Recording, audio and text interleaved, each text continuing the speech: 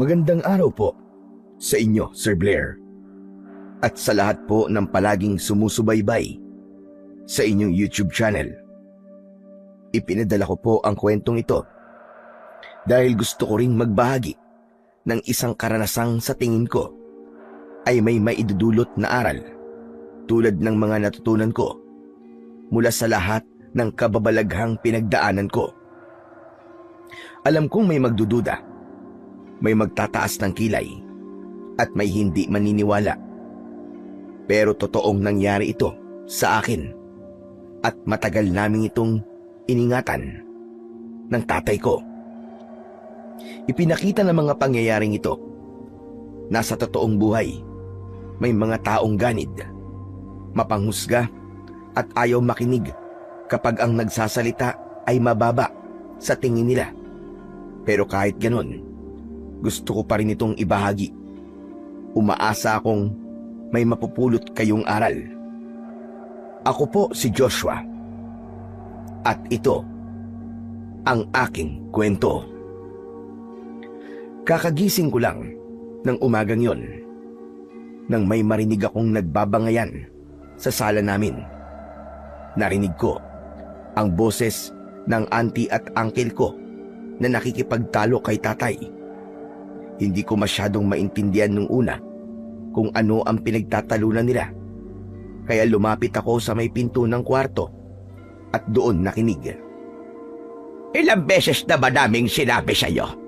Pagkakataon na natin itong yumaman. Kaya pumayag ka na sa amin ni Chris. Bakit ba ang kulit nyo? Ayoko nga eh. Ano ba naman yan? Intindihin mo naman kami. Kailangan namin ng pera. At nandito sa lupa mo ang sagot sa mga problema namin. Maniwala ka, Lando. May nakabaong kayamanan sa lugar na ito. At sino naman nagsabi? Si Apo Cora. Siya ang nagsabi na may limpak-limpak na kayamanan dito. At naniwala naman kayo. Ilang beses ko bang sasabihin na sinungaling yun? Walang kayamanan dito. Hindi sinungaling yung tao, kuya. May mga napagtanungan na ako sa kabilang baryo na talagang maalam daw ang matandang yun sa treasure hunting. Hindi pa raw ito sumasablay. Sus! At talagang paniwalang-paniwala naman kayo. Ini-scam lang kayo nun eh. Paanong ini-scam? Wala naman tayong ibinibigay na pera doon. Wala na nga yung tao eh. Pagbibintangan mo pa. May nakapagsabi din sa akin na taga-kabilang baryo na ilang araw bumabalik yun para manghingi ng kung ano-ano. Hindi naman para sa kanya yung hinihingi niya, kuya eh. Inaalay niya naman yun para sa ritual at pagdadasal. Ganun lang talagang style nun. Maniwala ka namang hindi niya pinakikinabakan ng mga alay na yun. Ay nako, manloloko ang taong yun. Ako na nagsasabi. Huwag kayong naniniwala sa kwento-kwento lang. Grabe ka naman, Lando. Hindi mo na makilala yung matanda. Maayos naman siyang nakipag-usap sa amin. At hindi puro masama ang balita tungkol sa kanya. Sabi ko na sa'yo, may taga-ibang baryo na sinabihan niyang maghukay. At ngayon mayaman na. Kaya sige na, kuya. Pumayag ka na. Hindi. Hindi pa rin ako papayag. At yan na ang huling pasya ko. Hindi ko ipapagalaw ang lupa ng tatay at nanay. Yun. Sa wakas nadali mo din, kuya. Lupa ito ni tatay at nanay. Hindi sa'yo lang. Kaya kung ano man ang nasa lupa na ito, dapat lang na makinabang din kami. Nagpapatawa ka ba ha, Chris? Ang lupang ito ay ipinamana na sa akin. Oo, ipinamana sa ito ng mga magulang natin. Pero yung nakabaon dito, dapat hati tayo. Walang-wala na ba talaga kayong pera, ha? At pati tong kakapiranggot na lupa ko, ay gusto niyong sirain? Hindi naman namin sisirain eh. Huhukayin lang para makuha yung kayamanan. Hindi lang perang pinag-uusapan natin dito, kuya. Kundi magandang kinabukasan para sa ating lahat, para sa ating pamilya. At talagang nagbilang ka na ng sisiw kagad. Hoy, makinig ka, Chris, ha? walang kayamanan dito. Kung merong baon ng kayamanan dito, edi sana, matagal na yung alam, nilala na yung tatay. Mabihira ka. Wala pa na ba doon si Apo Kore? Ano bang malay nila sa kayamanan? Si Apo Kora, hindi siya isang karaniwan tao. Isa siya katutubo na may espesyal na kakayahan. May kapangyarihan siya. Kaya may mga bagay na nakikita siya na hindi kayang makita ng mga ordinaryong tao. Kaya nga itong si Kuya, ang hirap kausap Ako pa talaga ngayon ang mahirap kausap Iniingatan ko lang itong lupa. Lalo na, at sa akin inabili nito. Sus, wag ka na nga. Siguro, kaya ayaw mong ipagalaw tong lupa kasi gusto mo suluhin yung kayamanan. Ano sinabi mo, Chris? Wala akong planong ganyan, Ang sinasabi ko lang, ay ako ang tagapag-ingat at ako may pananagutan kung masisira ang lupa. Apaka-OA mo talaga. Wala namang masisira Ang sabi ng albularyo, mababaw lang daw yun. Kaya parang awa mo na kuya, pumayag ka na. Sige na naman. Subukan lang natin, kahit isang beses. Kung wala tayong mahukay, edi, tabunan na lang natin ulit yung hukay. Ganun lang kasimple yun. Manahimik ka. Sinabi nang hindi ako papayag kahit na ano pang sabihin nyo. Mabuti pa umalis na kayo. Tapos na ang usapang ito. Hindi kami aalis hanggat hindi ka papayag. Alam mo, ikaw lang ang kilala kong tao na ayaw yumaman. Ibinibigay na sa'yo, ayaw mo pa? Sa bagay, kontento ka na kasi. Sa hirap, kaya ka ganyan. Hindi totoo yan, Chris. Gusto ko din makaahon, pero ayokong umasenso sa maling paraan. Mas mali ang tumanggi sa grasya.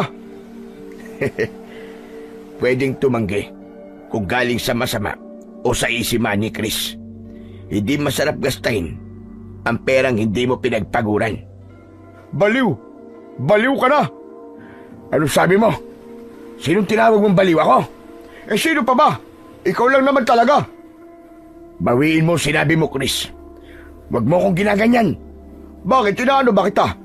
Nagsasabi lang naman ako ng totoo Umayos ka. Huwag mo akong pakitaan ng masamang ugali. Dahil baka hindi ako makapagtimpi sa'yo. Baliw! Baliw ka! Sobra ka na. Wala kang modo. Mas matanda ako sa'yo Dapat mo akong respetuhin bilang kuya mo. At bakit naman kita re-respetuhin, Eber? Baliw ka Tapos, tama na yan, Chris. Tama na yan. Hindi ate. Matagal ko nang kinikimkim to Oras na para sabihin ko sa kanya lahat ng sama ng loob ko. Hindi, tama na. Halika na. Umuwi na tayo. Huwag na natin pampalaki ng gulo dito. Sige lang ate. Hayaan mo siya. Sige. Sabihin mo sa akin. Ano bang problema mo? Noon pa man, akala mo, mas angat ka sabi ni ate na ikaw at superior at palaging may karapatang magdesisyon sa lahat. Ikaw palagi nasusunod at pinakikinggan ni na tatay na mabaliwala na yung pagiging panganay ni ate sa atin. Palaging ikaw na lang ang nasusunod. Hindi totoo yan sinasabi mo. Itatanggi mo pa? Paano mo nasabing hindi totoo Sige nga. Alam mo sa sarili mo na tama ako. Gusto mo, ikaw ang palagi nasusunod. Gusto mo, ikaw ang pinakamatalino sa lahat. Pero sa totoo lang, hindi naman. Bobo ka! Bobo! Narinig kong biglang may kumalabog sa sala. Kinabahan ako, kaya mabilis akong lumabas at nakita ko ang uncle ko na hawak ang kanyang mga labi. May dugo. Hula ko ay sinuntok siya ni tatay. Akala mo hindi kita lalabanan? Matagal ko nang gustong gawin to! Bago pa man makasagot si tatay, mabilis na umatake si Uncle Chris. Isang suntok ang agad na tumama, diretso sa panga ni tatay. Muntik na siyang bumulagta, mabuti na lang at nakahawak siya sa upuan. Hayop ka! Ganito ba talaga ang gusto mo? Muling tumayo ng tuwid si tatay at inambahan ng isa pang suntok ang kapatid niya.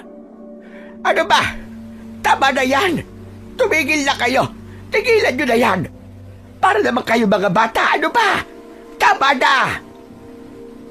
Pero parehas silang hindi nakinig. Wala ng ate at kuya sa oras na yon. Mas lalong tumaas ang tensyon sa pagitan nilang tatlo. Muli na namang sumugod si Uncle Chris. Nahawakan nito ang kwelyo ni tatay. Pinilit namang inalis ni tatay ang kamay ng kapatid niya. Subalit, sadyang mas malakas ito kumpara kay tatay.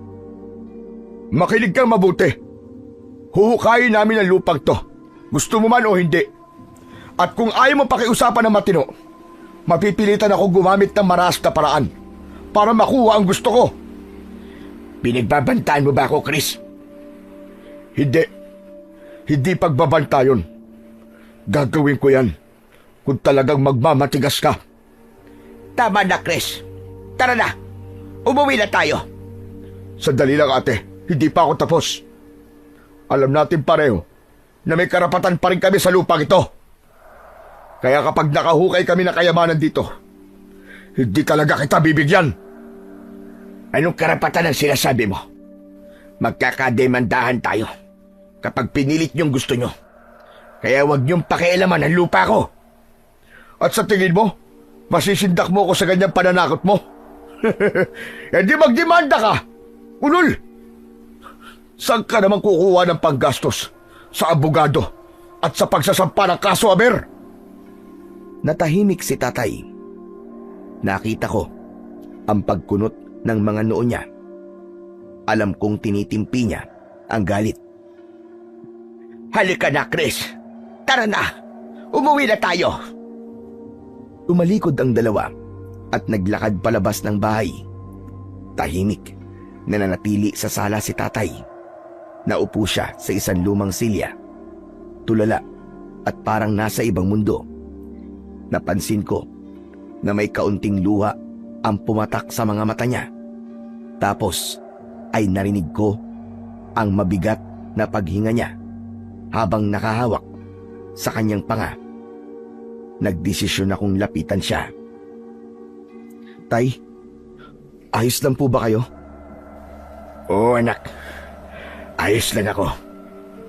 Gusto niyo po ba ng tubig? Ikukuha po kita, tay. Wag na, anak. Salamat na lang. Ayos lang talaga ako. Wala kang dapat na ipag-alala. Tay, bakit niyo po hinayaang saktan kanya? Natahimik si tatay at di niya nasagot ang aking tanong. Sa sandaling yon ay wala akong nagawa kundi ang titigan siya. Malungkot ang mukha niya at tila kay lalim ng iniisip. Pero sa totoo lang, ako man ay naguguluhan kung bakit ayaw niyang subukan na ipahukay yung sinasabing kayamanan sa lupa namin. Pero ang lote na yon ay totoo din namang ipinamana na sa kanya. Kaya hindi ko siya mapipilit kung sakaling hindi na magbabago pa ang pasya niya. Ayos lang naman. Maski saktan niya ako. Yung pisikal na sakit, mga ilang oras mawawala rin yun. Yung mga sugat gagaling. Pero alam mo ba kung ano ang pinakamasakit sa lahat ng to? Yung wala silang respeto sa pag-aari ko. Pero tay, bakit niyo po sila kinukontra? Sa palagay ko naman po may punto sila eh. Paano nga po kung may kayamanan po dito? Kahit pa may kayamanan dito, Joshua, hindi ako papayag na ukahin nila ang lupa ko. Alam mo, matagal na silang ganyan. Suga pa sa pera. Yung mga mana nilang mga lupa, ayun, ibinenta nila at nilustay lang sa sugal at luho. Saka walang pakialam sa akin yung dalawa na yun. Kapag pinagbigyan ko sila, aalis lang yung mga yun. Kaya may makuha o wala. Naku, maniwala ka sa akin, Joshua. Sa bagay, tayo nga naman po ang kawawa tay kapag ganun sila. Tsak na masisira itong bahay natin kapag hinukay ang lupa. Yun na nga eh. Dito sa mismong sala natin, yung sinasabi nila na paghuhukayan ng kayamanan. Sino ba naman tao ang papayag sa ganun? Grabe sila tay, no? Pera lang talaga ang mahalaga sa kanila. Sinabi mo pa, na hindi talaga nila inisip kung anong mangyayari sa atin. Pero alam mo, may nararamdaman talaga ako sa bahay na to eh. Ano po yun? Para bang may bantay. Kaya nga ayokong galawin. Bantay? Ano pong klaseng bantay? Basta anak, mahirap ipaliwanag eh. Hindi ko muna ididetalye. Hindi pa sa ngayon. Kayo po ang bahala, tay. Kung ayaw niyo pa pong ikwento eh. Pero tay, meron po akong itatanong. Ano yun, anak? Kapatid niyo po ba talaga sila? Para kasing malayo po ang ugali nila sa inyo eh. Dahan-dahang umangat ang tingin ni tatay sa akin. Napansin ko ang bahagya niyang paglunok. Ano bang klaseng tanong yan, anak? Tumayo siya bigla na para bang ayaw niya nang ituloy ang aming usapan. Naglakad siya papuntang kusina at kinuha ang anumang mahawakan sa mesa. Halika na nga, kumain na tayo. Alam kong iniiwasan niya ang tanong ko. Pero hindi na ako nagsalita pa. Sumunod na lang ako. Tahimik kaming kumain. Paminsan-minsan ay napapasulyap ako sa kanya. Malungkot ang kanyang mga mata at hindi mapakali. Sa ganong pagkakataon talaga, naaawa ako sa kanya. Nahihiling ko minsan na sana, balang araw, ibigay na rin ang swerte sa amin para hindi na siya nalulungkot. Samantala, pagkatapos ng aming agahan, nagpaalam na siya sa akin. Aalis na ako, Joshua, anak. Ikaw na ang bahala dito, ha. Kailangan maaga sa pili. Sayang naman kung masingita na naman ako ng mga loko-lokong tricycle driver. Ako na ang bibili ng lutong ulam mamaya para sa tanghalian. Sige po, tay. Ako na lang po magsasaing. Ingat po kayo, ha. Salamat, anak. Kinuha na niya ang tsinelas niya at isinuot. Pinanood ko siyang palabas. Ilang sandali pa ay narinig ko ang pag-andar ng tricycle niya. Pero habang papalayo ang sasakyan niya, napansin ko si tatay. Wala siyang ulo. Hindi ko na siya matawag at mapabalik. Tuluyan na siyang nawala sa kanto. Gayunpaman, hinayaan ko na lang ang nangyari. Kinuha ko ang walis at sinimulan ang paglilinis ng bakuran. Ganito ang takbo ng umaga ko. Tuwing umaalis ang tatay ko. Si tatay lang ang nagtatrabaho at ako ay sa bahay lang. Isa kong PWD. Pilay ang kaliwa kong binti. At pilantod akong maglakad. Si tatay ang naghahanap buhay sa amin. Gawa ng hindi naman ako matanggap-tanggap sa trabahong ina-applyan ko. Sinubukan kong mag-apply maraming beses na, pero walang tumatanggap sa akin dahil nga sa aking kapansanan. Huling apply ko ay sa pinakamayamang pamilya dito sa baryo. Hindi ako natanggap, ni hindi ko nga nakausap yung may-ari dahil sa katiwala pa lang, nausgahan na ako. Tinignan lang ako nito mula ulo hanggang paa at saka pinagtawanan. Tapos sinabi na hindi ako tanggap. Nakakalungkot na may mga ganong klase ng tao na hindi ko pa man naipapakita kung paano ako magtrabaho. Tumanggi na sila kagad. Kaya naman, sabi ni tatay, hayaan ko na raw. Manatili na lamang ako sa bahay. Sinunod ko siya, pero hindi ako natatahimik kapag nakaupo lang at walang ginagawa. Kaya naman sa bakuran, nagtanim ako ng mga halamang namumulaklak at mga halamang gamot. Mga gulay naman sa likod ng aming bahay. Tahimik ang naging maghapon. Subalit nang magsasaing na sana ako para sa hapunan, biglang dumating si Uncle Chris. Bumungad itong hingal, pawisan at halatang kabado. Joshua, ang tatay mo na aksidente.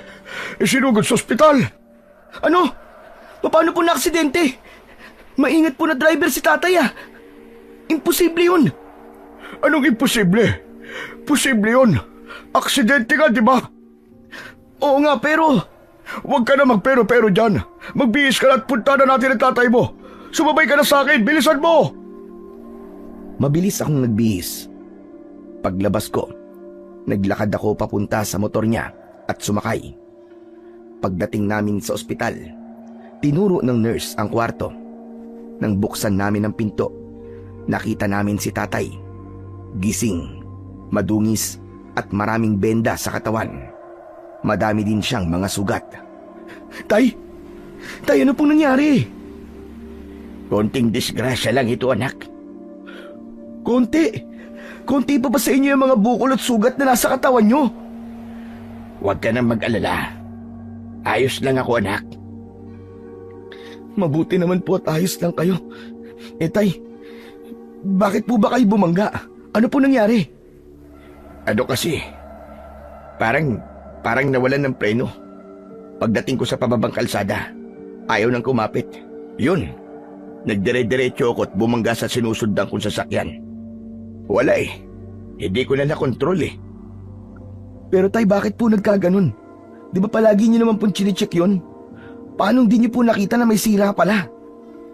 Nagmamadali ako kasi kaninang umaga. Kaya hindi ko na naharap. Ayos pa naman yung takbo nito hanggang nung tanghali. Nagkaaberya na lang nung hapon. Baka naman doon na talaga bumigay nung hapon na. Hindi na ako nasagot ni tatay. Napansin niya si Uncle Chris na nasa likod ko at di umiimik. Oh Chris, nandito ka pala. Hindi kagad kita napansin. Oo kuya. Nung nalaman ko na aksidente ka, sinundo ko na kagad tong anak mo para mapuntahan kita dito. Aba, himala ah. Ngayon mo lang yata ako pinagbalasakitan ng ganyan. Sus, kuya naman. Siyempre pamilya tayo. Sino pa ba magdadamayan kundi tayo lang din? Salamat Chris kung ganon. Umayos ng tayo si Uncle Chris. Nagkamot pa ng batok na parabang naiilang. Kuya, kumusta ka naman? Siya nga pala yung tricycle mo kuya. Mukhang di mo na mapapakinabangan. Wasak yung harap eh. Nako, malas talaga. Paano nang hanap buhay ko niyan? Baka naman, sign na to kuya. Alam mo na, para naman pagbigyan mo na kami. Kapag nakuha na natin ang kayamanan, hindi mo na kailangan mamasada, di ba? Biglang napatingin si tatay. Kita ko agad na hindi maganda ang dating sa kanya nang sinabi ni Uncle Chris. Chris, pwede bang wag mong isingit ang usapang yan dito? Puro yan na lang ang iniisip mo eh. Hindi naman sa ganun, kuya. Naisip ko lang naman kasi, di ba, wasak na yung tricycle mo. Oh, sige nga. Paano na kayo ni Joshua ngayon kung wala ka ng trabaho? Ito na yung sagot, kuya. Kahit na, Chris. Sinabi ko na sa inyo, hindi ako papayag at paninindigan ko yon kahit maghirap pa kami ng anak ko. Ikaw naman, kuya. Ang sa akin lang, suggestion lang naman. Kung ako sa iyo mag-iisip-isip na ako. Tadhana nang gumagawa ng paraan para iparealize sa iyo na ito ang kailangan mo. Kayamanan, kuya. Pera. Limpak-limpak na salapi. Tumahimik ka nga. Hindi ako papayag. Ganon? Teka lang. Matanong kita. Ano ba talagang iniingatan mo sa lupang yun, ha? Bakit ayaw mo? Ano bang meron? Bakit mas mahalaga pa sa iyo yung lupa kaysa sa buhay mo at ng anak mo? Umuwi ka na, Chris. Pagod na ako. Gusto ko na magpahinga. Bakit hindi mo ako masagot, ha? Siguro may tinatago ka sa amin, no? Tama na. Tama na, Chris. Wala akong dapat na ipaliwanag sa'yo. Uncle, siguro nga mas mabuti pang umalis na po muna kayo. Hayaan na lang po muna natin si tatay na makapagpahinga. Oo nga. O sige, aalis na ako. Bahala kayo sa buhay niyo. Bigla siyang tumalikod at dire-diretsong lumabas ng pinto. Naiwan kaming dalawa ni tatay. Narinig ko yung mahina at mabagal na paghinga niya. Napansin kong nanimingkit din ang kanyang mga mata. Iba rin ang kulay ng mukha niya. bigla siyang namutla. Maya-maya pa ay narinig ko na bigla siyang napaungol. Para bang nasasaktan.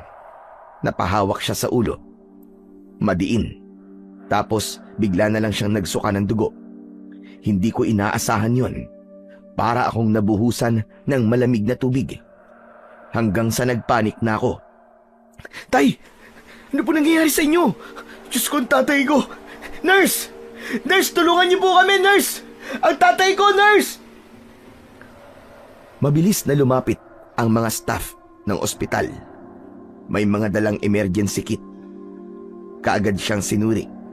Makalipas ang ilang minuto, sinabi nila sa akin na kailangang mailipat si tatay sa ICU. Kailangan ng mas malalim na monitoring. Agad nilang inasikaso si tatay at nang maipasok na siya sa ICU, hindi na ako pinapasok. Wala akong nagawa kundi maghintay sa labas. Maglakad, paikot-ikot sa pasilyo, habang ang mga kamay ko nanginginig sa takot at kaba. Hindi pa tiyak kung ano ang sanhi ng pagsusuka niya ng dugo at pagkawala niya ng malay. Posible daw na delayed symptom mula sa impact ng aksidente o biglang pagtaas ng pressure sa ulo. Kailangan ng iba pang test, scans at 24 oras na monitoring.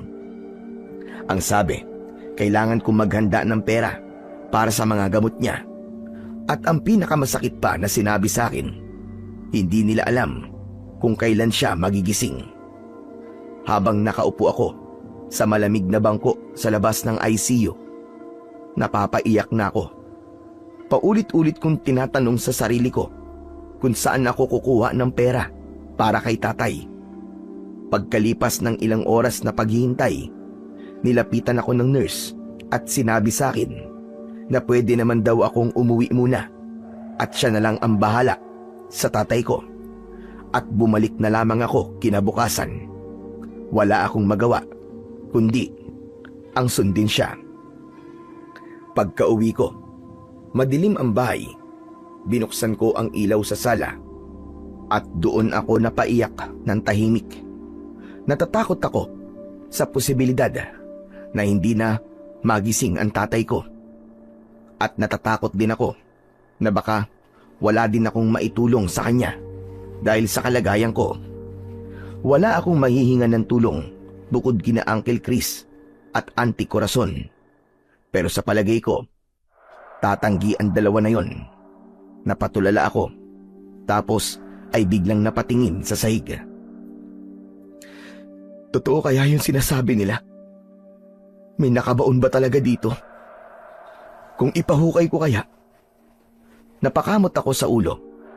Alam kong wala akong karapatang magdesisyon sa lupa, pero wala na akong ibang maisip na paraan kung paano matutulungan ang tatay ko. Diyos ko, tulungan niyo ako. Ituro niyo po sa akin kung ano ang gagawin ko. Napasandal ako sa upuan. Napapikit. Pilit kong pinapakalma ang sarili ko. Kahit na ang totoo, nanginginig pa rin yung mga kamay ko. Alam kong walang tutulong sa akin at mas lalong walang magpapahiram sa akin ng pera. Unti-unti, para akong nauupos na kandila. Habang mag-isa, ramdam ko yung takot na baka wala na nga akong magawa para sa kanya. Na baka huli na ang lahat bago pa ako magkapera. Alam ko, kailangan ko na talagang magdesisyon. Kailangan ko nang mamili. Samantala, habang nagmumuni-muni ako, may narinig akong kumatok sa pinto. Mabilis akong tumayo para buksan ito. Nakita ko si Uncle Chris at Auntie Corazon. Kayo po pala. Ano pong kailangan nyo? Galing kami kanina sa ospital. Nalaman namin na nasa ICU ang tatay mo. Mukhang kakailanganin mo ng maraming pera pambayad sa ospital. Anong plano mo, Joshua? Yun na nga eh. Wala pa po akong naiisip na plano. Hindi ko nga po alam kung saan ako kukuha ng pera eh. Bigla silang nagkatinginan na dalawa. Tapos, halos sabay na tumingin sa akin. Napag-usapan na namin ito ni ate. Ipapahukay na namin yung kayamanan. Po, Tama ka na narinig, Joshua. Yan na lang ang pag-asa mo talaga para matulungan mo ang tatay mo. pero Uncle Chris, Huwag ka na magdalawang isip pa, iho. Nasa bingit na nakabatay ng tatay mo. pero ante, sigurado po magagalit si tatay kapag ginawa natin yun. Baka pati po ako. Hindi niya po mapatawad. Anak, mas importante pa ba yon kaysa sa buhay niya? Hindi ba mas mabuting magalit na lang siya, pero at least buhay siya, kaysa naman mamatay siya, hindi ba? O di ba? Habang buhay mong konsensya yon. Kaya nga, tama si ate. Saka gagawin mo lang naman yun para iligtas siya. Sa tingin mo ba, hindi niya maiintindihan yun? Pero wala po akong pera na maitutulong sa pagpapahukay po kung sakali. Ano ka ba? Kami nang bahala sa gastos sa pagpapahukay. Wala ka nang dapat na alalahanin doon. Ang kailangan lang namin ay pumayag ka. Tama. At kung wala mong mahukay, edi wala. Pero huwag kang mag-alala. Kasama mo kami ng uncle mo. Hindi ka namin pababayaan. Hahanap tayo ng tulong. Kung yun lang naman po ang gagawin natin, di humingi na lang po tayo ng tulong. Anak, matatagal lang pa yun. Maraming proseso. Sa kabuhay ang pinag-uusapan natin dito.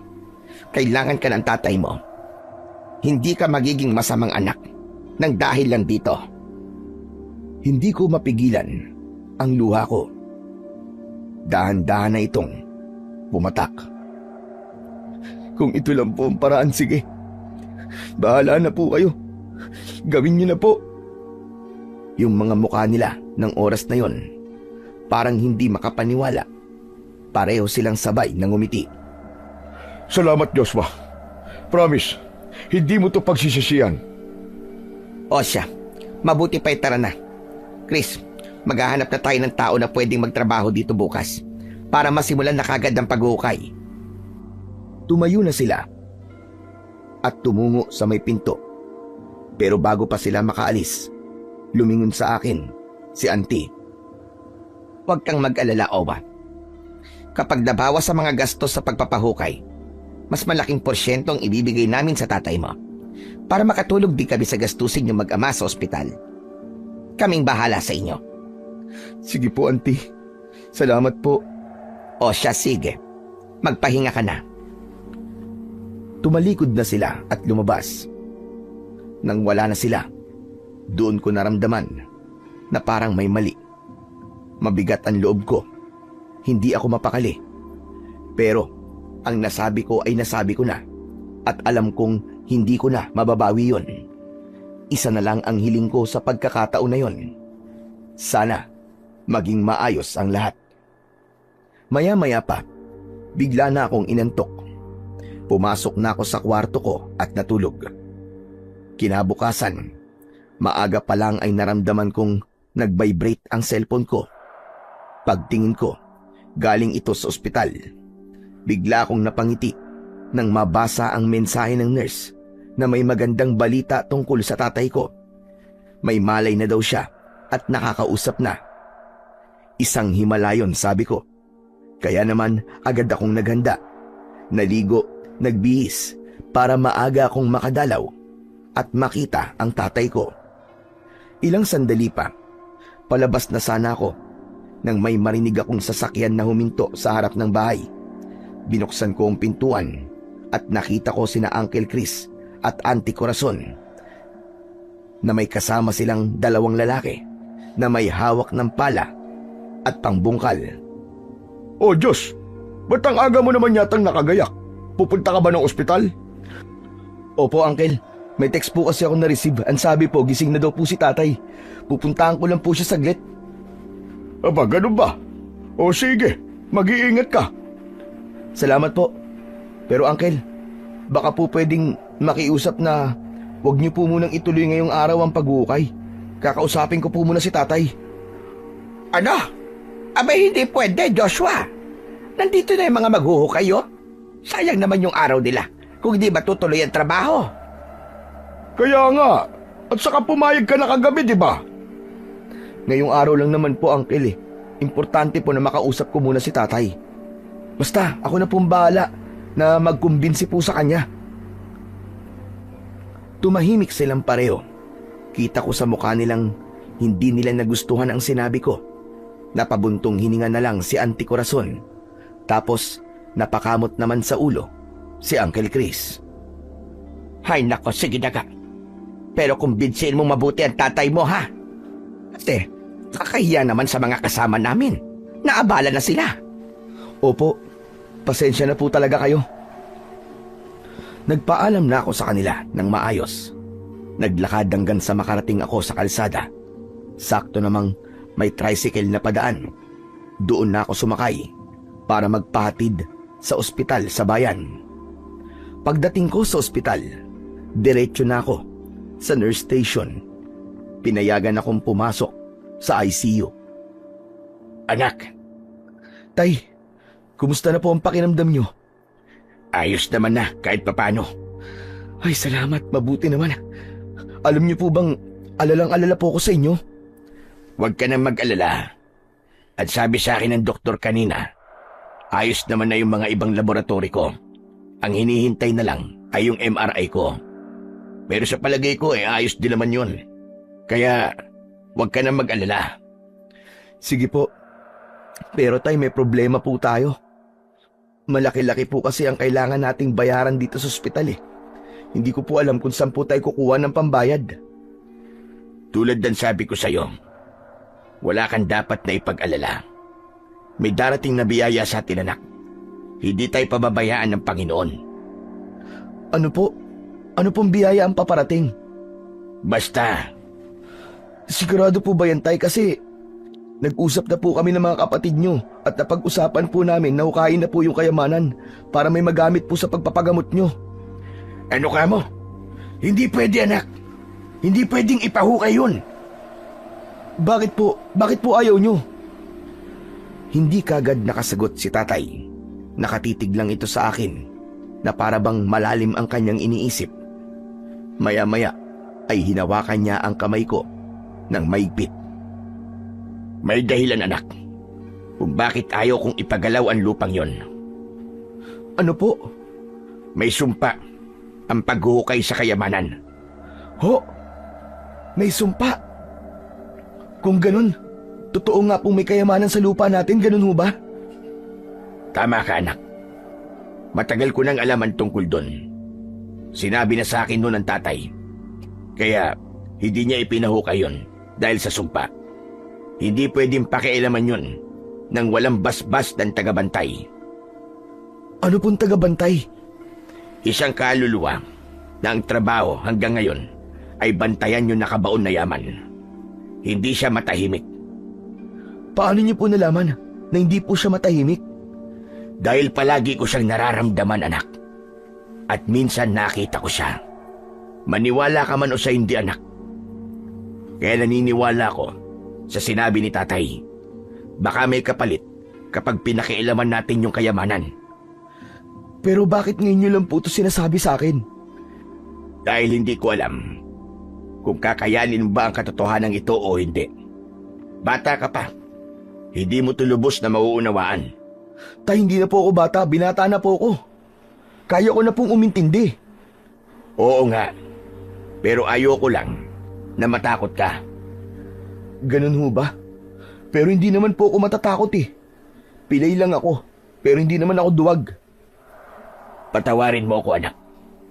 Sana intindihin mo na lang ako. Pinoprotektahan lang kita. Pero bakit po kila auntie? Bakit hindi niyo po sinabi sa kanila? Bakit ayaw niyo pong ipaliwanag sa kanila ng mabuti? Sa tingin mo ba, paniniwalaan ako ng mga yun? Basta usaping pera, wala silang pakikinggan kung hindi pabor sa kanila. Eh tay, ano pong gagawin ko?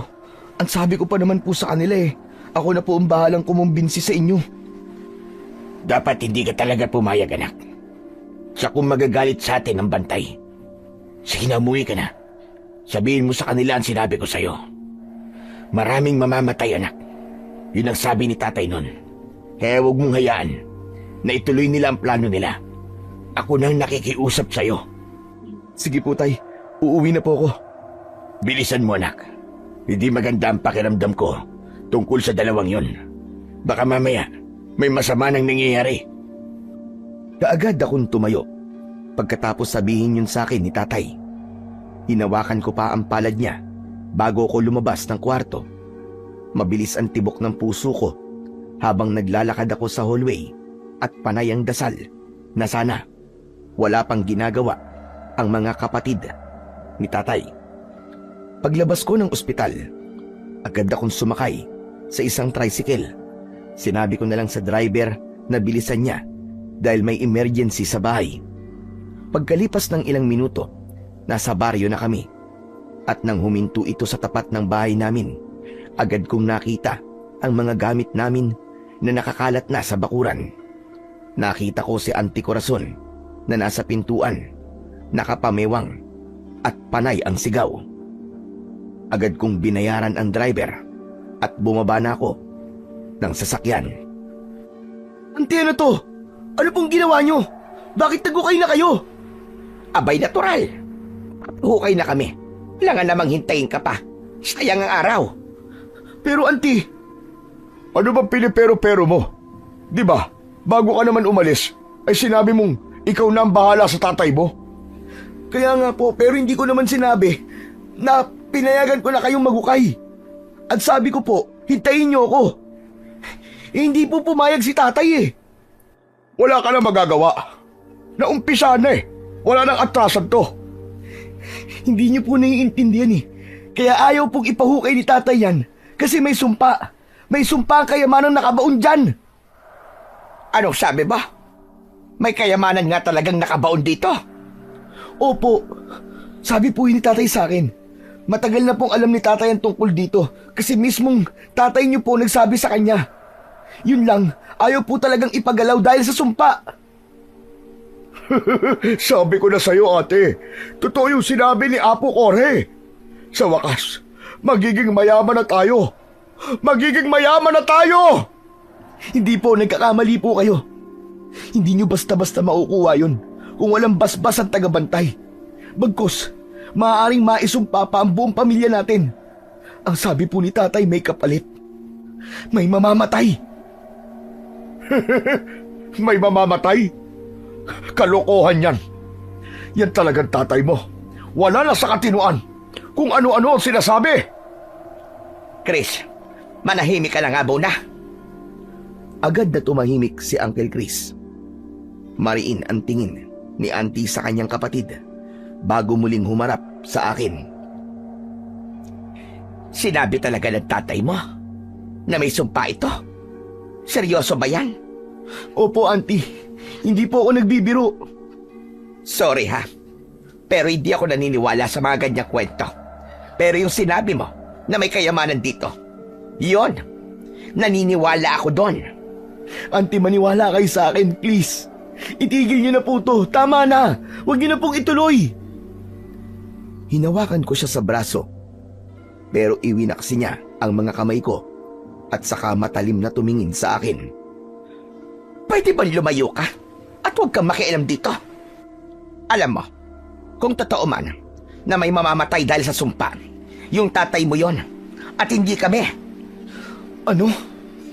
Paano niyo po nasasabi yan sa tatay ko?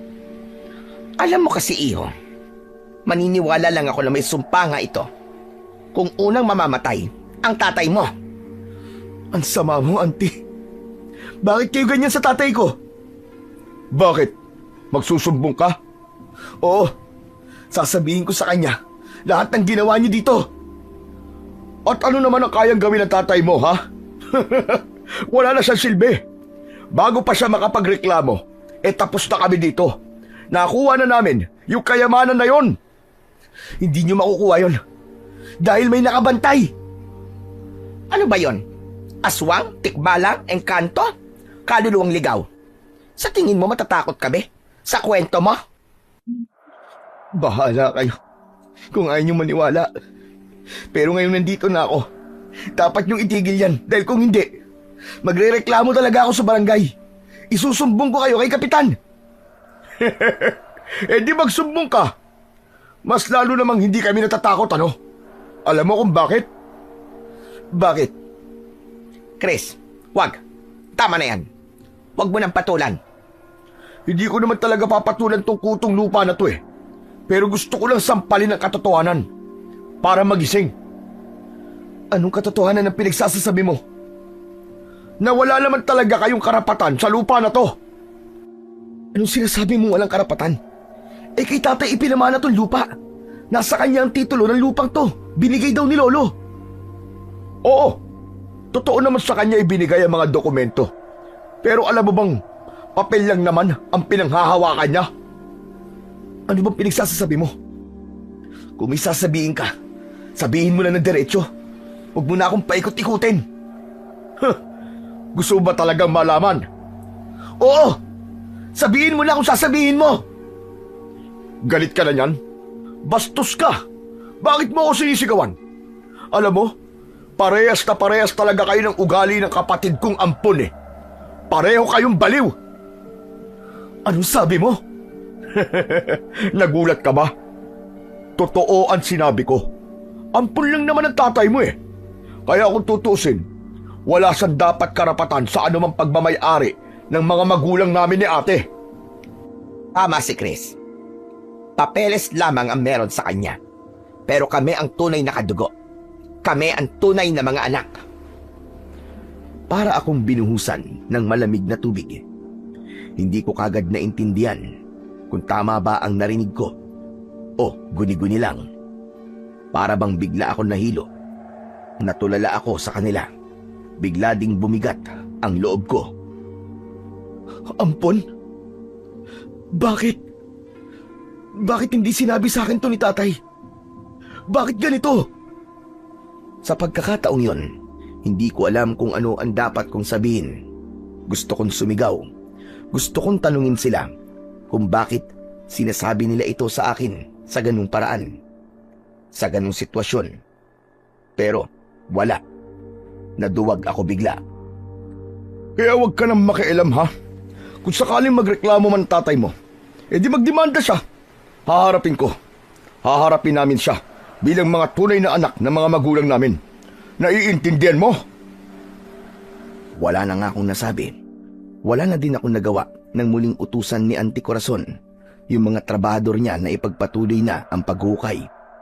Napaatras ako at napaupo na lang sa upuan na nasa labas. Tapos ay natulala doon.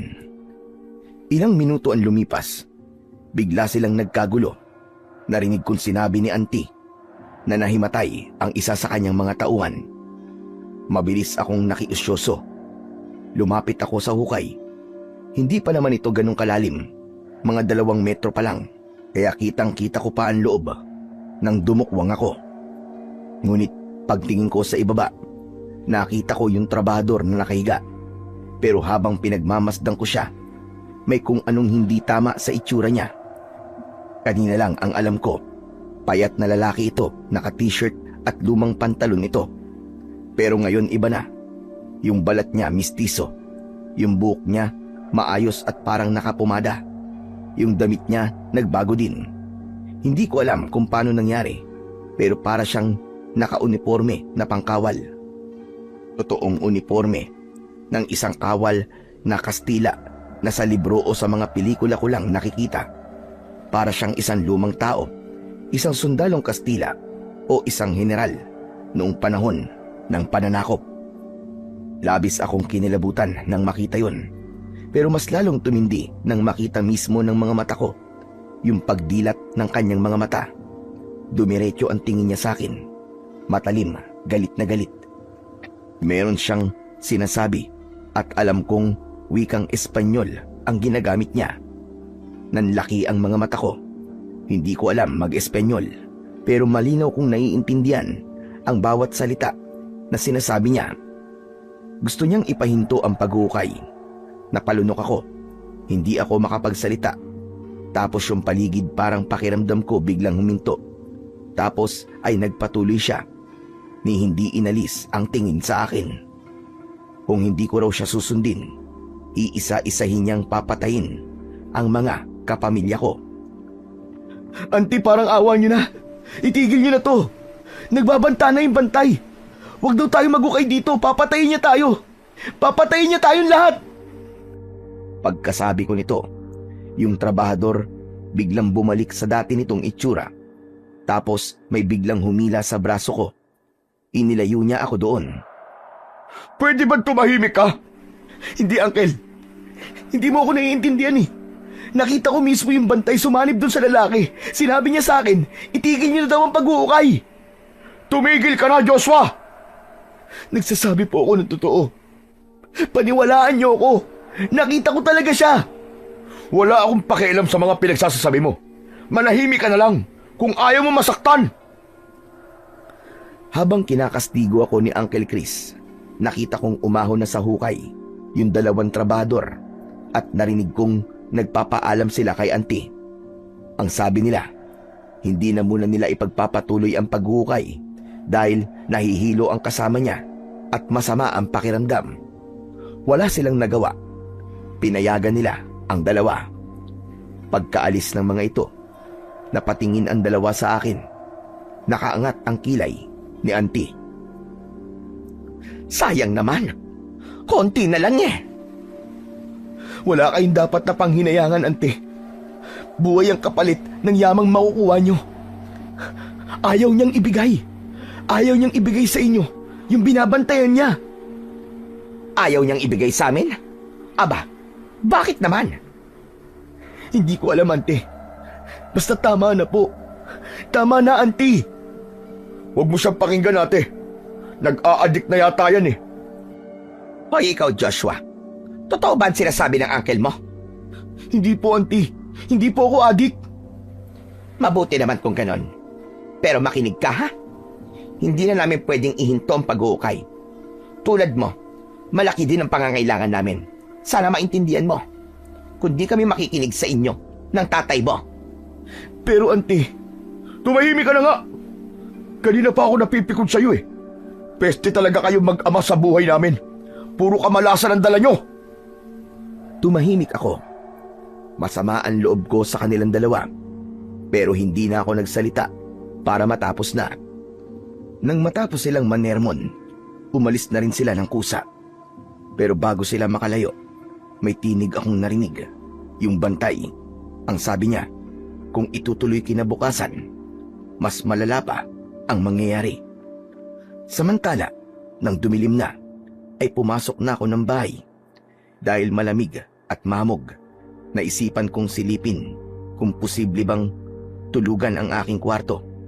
Pagpasok ko, nakita kong sira ang pintuan ng silid, pero ayos lang kasi yung hukay ay nasa ilalim lang naman. Nang matapat ako sa hukay, nalungkot ako. Noon, marami akong tanong habang nakatitig sa pagtatalo ng magkakapatid. Palagi kong iniisip kung bakit ayaw ni tatay. Pero ngayong nakikita ko yung hukay, nasabi ko na tama pala siya. Kami ang maaargabyado kapag pinayagan namin sila. Tumayo ako sandali sa tapat ng hukay at doon nanalangin na sana makinig ang auntie at uncle ko sa babala, na sana ay hindi na sila lamunin ng kasakiman. Makalipas ang ilang sandali, pumasok na din ako sa aking silid. Pero hindi pa man nagtatagal, may bigla akong narinig na umiiyak. Bumangon ako at tinignan ko kung sino ito. Natanaw ko yung sa may sala. Nakita ko yung kaluluwa ng Kastila na nakadukwang sa hukay, umiiyak at parang nanghihingi ng awa.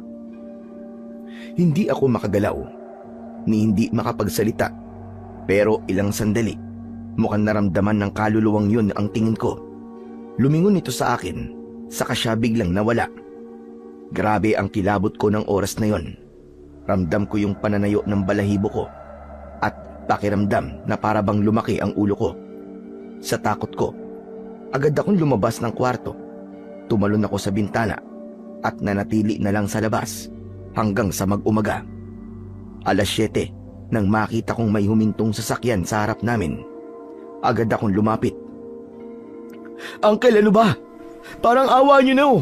Tama na to. Huwag ka nang umepal, Joshua. Tumabi ka nga dyan. Wala na akong nagawa. nang dumiretso sila sa loob ng bakuran namin. Wala silang takot na parang sila pa ang may-ari ng bahay. Tumabi na lang ako at pinanood sila nang magsimula silang maghukay. Ngunit nang maalala ko si tatay, agad akong nagbihis. Tahimik akong pumasok ng kwarto at sa isang sulok doon ako pumuesto. Pero nang matapos akong gumayak, narinig kong nag-uusap si Uncle at isa niyang tauhan. Alam niyo bang, marami na talaga akong isinakripisyo para sa kayamanan nandyan. Kaya nga, never akong papayag. Nakahadlang ang mag-amang yun sa paghuhukay dito. Buti nga't gumana yung plano ko. Nasaktan at bigyan ng leksyon yung peke kong kapatid eh. May inutusan akong tao para sirain yung preno ng tricycle niya. Sayang nga eh, hindi pa natuluyan. Narinig kong sabay-sabay pa silang nagtawanan na akala mo'y hindi krimen ang kanilang ginawa. Masamang damo din yung Lando na yun eh.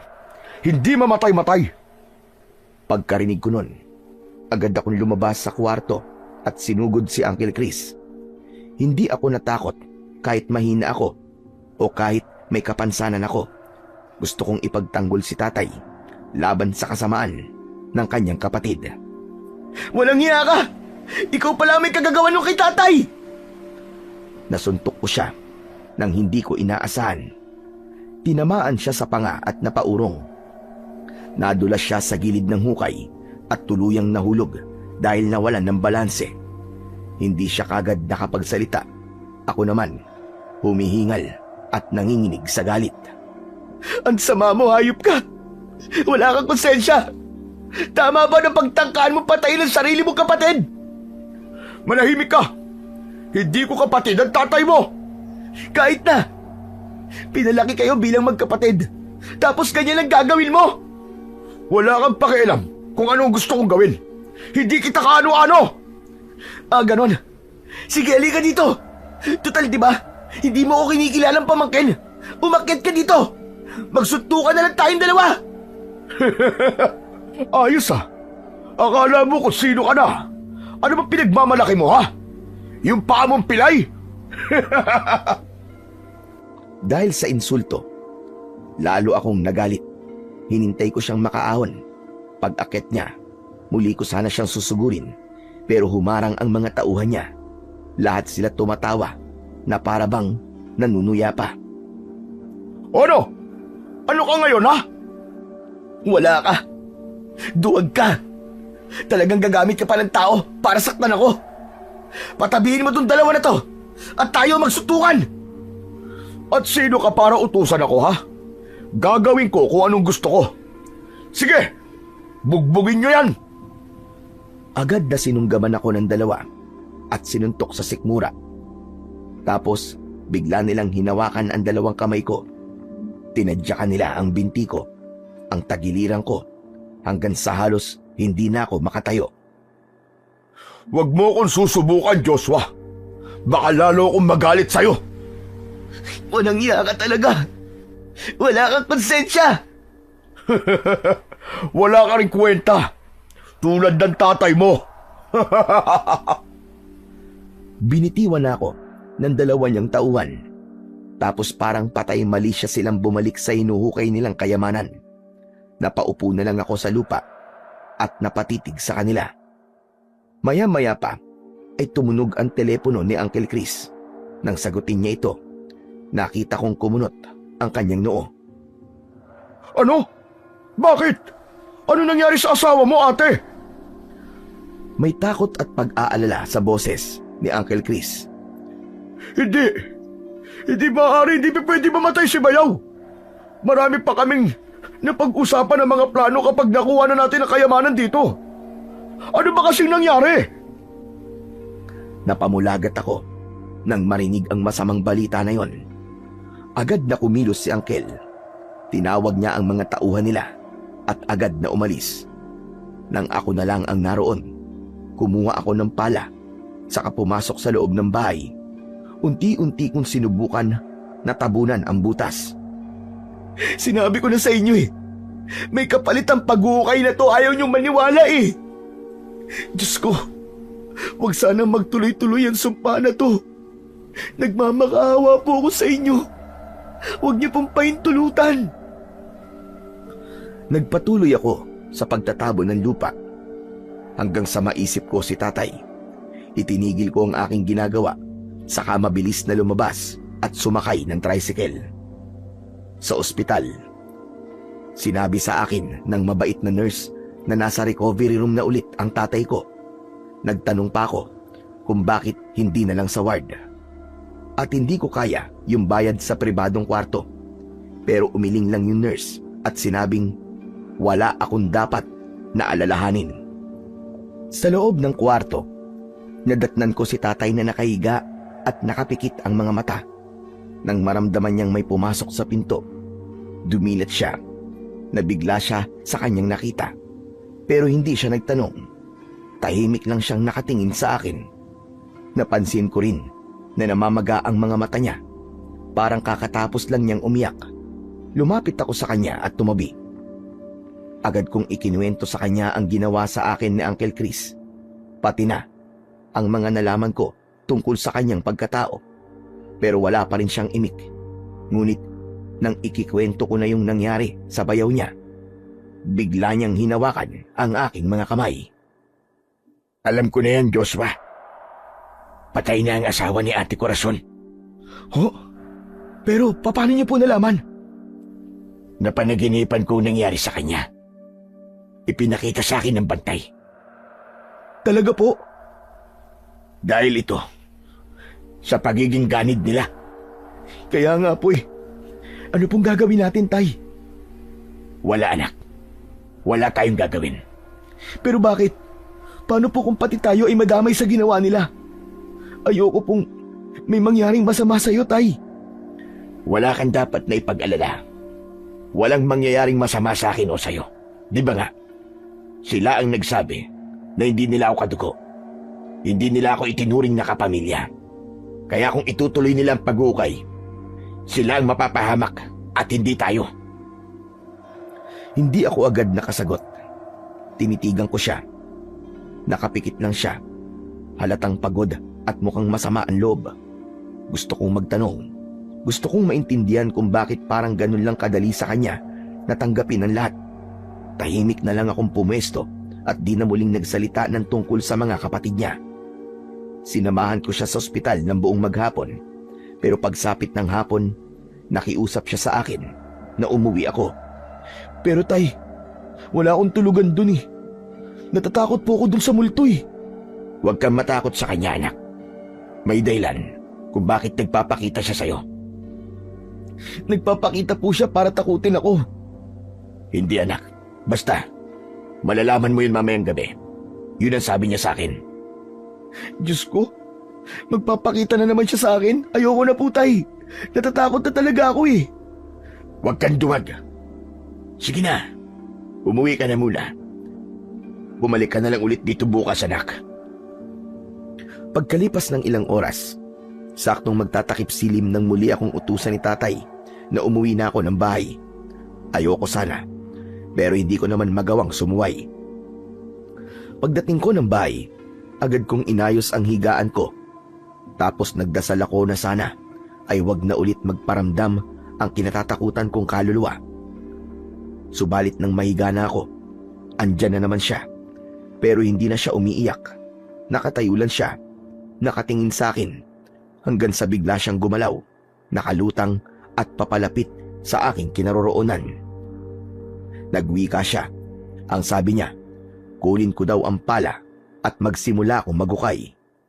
Ayoko po. Baka mamaya kami naman po ni tatay ang parusahan niyo. Pero hindi niya ako tinigilan. Hanggang sa hindi ko namalayan, gumalaw na ang katawan ko na parabang wala akong sariling kontrol. Naglakad ang mga paa ko papunta sa hukay. Kinuha ko ang pala kahit nanginginig ang mga kamay ko at nagsimula akong magukay. Ilang minuto lang ang lumipas, biglang tumama ang pala sa isang matigas na bagay. Napahinto ako. Dahan-dahan akong lumod at sinimulang alisin ang lupa. Nagsalita yung Kastila sa wikang nauunawaan ko. Ito ang matagal ko nang hinihintay. Sa wakas, nahanap na rin kita. Ang tunay na tagapagmana ng kayamanan. Napalingon ako sa kanya. Hindi ako makapaniwala sa aking narinig. Inutusan niya akong ipagpatuloy ang paghukay at sa loob ng ilang minuto, tuluyan ko nahila palabas ang bagay na yon. Ngunit pag-angat ko, nadismaya ko sa aking nakita. Ito ba ang kayamanang iniingatan at binabantayan mo? Isang tungkod. Sabihin mo nga sa akin.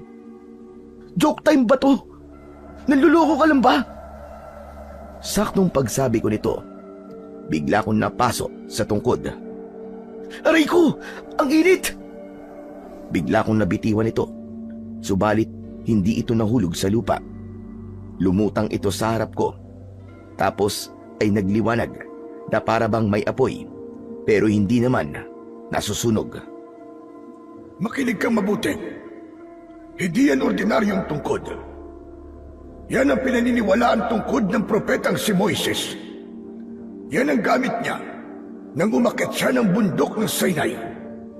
Isang banal na bagay na itinago ng mga unang manlalakbay at kalaunan ay napunta sa mga kamay ng mga mananakop. Teka, sandali lang. Ano sabi mo? Tungkod ito ni Moises? Pero paano napunta to dito? Ninakaw ko yan mula sa isang lumang monasteryong lihim na nag-iingat ng mga banal na kagamitan. Kinuha ko ito para gamitin sana sa digmaan dito sa Pilipinas. Pero nabigo ako. Oh, bakit naman? Dahil ang kapangyarihan ng banal na bagay na yan ay para lamang sa mga taong may malinis na puso at mabuting hangarin. Hindi ako karapat-dapat. Hindi ko ito magamit. Imbis na tulungan ako niyan, isang sumpa ang napunta sa akin. Ang maging tagapagbantay nito hanggang sa aking kamatayan. At saka lang ako makakalaya kapag yung mismong tungkod na ang pumili ng bagong tagapag-ingat. At ikaw yun. Pero, bakit ako? Bakit sa akin mo ibibigay? Ano bang meron sa akin? Dahil ikaw ang binatang sagrado. Ano? Sagrado? Ako? Paano nangyari yun? Hindi naman ako... Wala akong alam. Hindi mo kailangan maintindihan lahat sa ngayon. Basta tanggapin mo na lang. Kakailanganin mo yan. At saka kailangan nating sumunod. Ikaw ang itinakda na susunod na magmamay-ari ng tungkod. Sandali. Pinagtitripan mo ba ako? Makinig ka sa akin, bata. Hindi ako nagbibiro. Nararamdaman ko, may papalapit na panganib sa baryong ito. Kailangan nila ng tagapagligtas at ikaw yun. Ikaw ang lalaban sa kasamaan. Ano? Ako lalaban sa kasamaan? Paano ko naman magagawa yun? Nakikita mo naman pilay ako. Mahina ako. At sino bang nagsabi na isa kang pilay? Napakunot ang noo ko sa sinabi ng multo. Natural ako. Ipinanganak akong ganito eh. Kita mo naman, di ba? Sige, tumayo ka. Hindi ko alam kung bakit, pero sumunod ako. Tumayo ako at sinubukan kong maglakad. Nakalakad ako ng diretso. Hala! Ano nangyari? Nakakalakad ako ng maayos. Paano nangyari to? Yan ang unang tanda para ipakita sa iyo na ang tungkod ay isang makapangyarihang bagay. Kaya kunin mo na yan. Mas umigting ang liwanag na nagmumula sa tungkod. Lumutang ito papalapit sa akin ng dahan-dahan at nang tuluyang makalapit, hinawakan ko ito. At sa sandaling yon, sumabog ang mas nakakasilaw na liwanag. Kasabay na nararamdaman ko ang banayad na kuryenteng dumadaloy sa aking katawan. Hindi ako natakot. Para bang may bumubulong sa akin. Natiisin ko ito. Tanggapin. At hayaan. Napapikit ako. At habang nakapikit, ramdam ko na unti-unti ang paglakas ng aking katawan. Pakiramdam ko, para akong muling ipinanganak. Tapos bigla ko narinig ang huling winika ng Kastila. Salamat. Sa wakas ngayon ay malaya na ako. Salamat sa iyo, sagradong binata. Nang imulat ko ang aking mga mata, wala na ang nakakasilaw na liwanag. Wala na din yung kaluluwa ng Kastila. Naiwan akong mag-isa sa gitna ng hukay. Hawak ang isang makapangyarihang tungkod. Pagkatapos ng nakakamanghang pangyayaring yon, nagpahinga ako. Itinabi ko ang tungkod sa aking higaan. Pumikit ako. Hindi ko alam kung dapat ba akong matakot, matuwa o malungkot. Pero isang bagay lang ang malinaw. Hindi na magiging pareho ang buhay ko simula ng gabing yon. Kinabukasan, maaga akong pumunta sa ospital. Nang makarating ako, agad na ibinalita ng nurse na bigyan na ng discharge papers ang tatay ko. Ang sabi nila, isang himala daw yung nangyari sa kanya. Halos hindi sila makapaniwala sa mabilis na paggaling niya sa loob lamang ng ilang araw. Samantala, sinabi sa akin kagad ng mabait na nurse na asikasuhin ko na ang mga papeles sa social worker para mabawasan ang bayarin sa ospital. Natuwa ako ng labis dahil itinuro niya sa akin ang lahat ng dapat kong gawin. Ngunit mas lalo ko natuwa nang sabihin niyang ang matitirang bayarin ay sila na ng asawa niyang doktor ang bahalang magbayad. Naku talaga po, tutulungan niyo po kami. Pero bakit po? Bakit po ang bait-bait niyo po sa amin? Ngumiti siya at ipinaliwanag sa amin na natulungan sila ni tatay sa oras ng panganib. Nailigtas mula sa tiyak na kamatayan. Sinagip sila ni tatay mula sa isang holdapper na umatake sa kanila. At ang tulong nila ngayon ay paraan lamang nila para tumanaw ng utang na loob sa kabutihan ng aking ama. Napangiti ako sa mga salitang yon. Hindi ko akalaing may kabutihan palang nagawa ang tatay ko. Hindi naman kasi siya nagkikwento sa akin.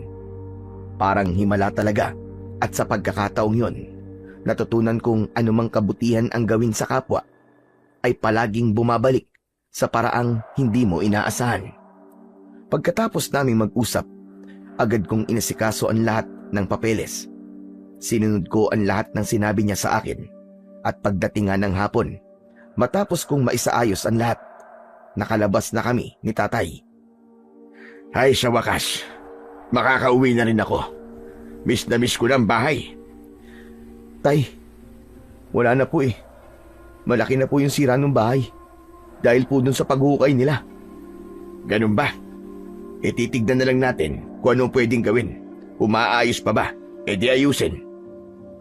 Habang naglalakad kami sa pasilyo ng ospital, bigla siyang natigilan nang mapansin ang aking paglalakad. Teka, sandali lang anak. Nakakalakad ka na ng maayos? Opo, tay. Paano nangyari yun? Anong ginawa mo? Mamaya na lang po sa bahay natin pag-usapan, tay.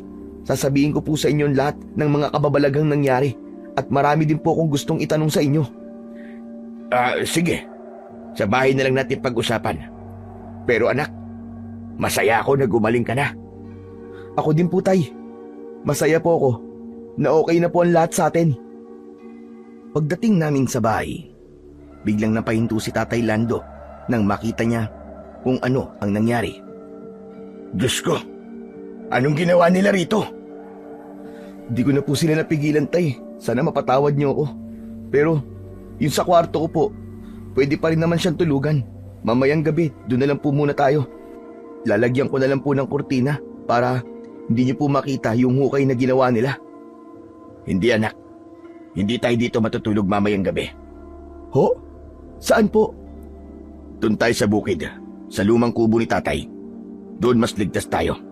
Sige na, kumuha ka ng ilang gamit natin at dadalhin natin doon. Pagkasabi nun, ay agad akong sumunod.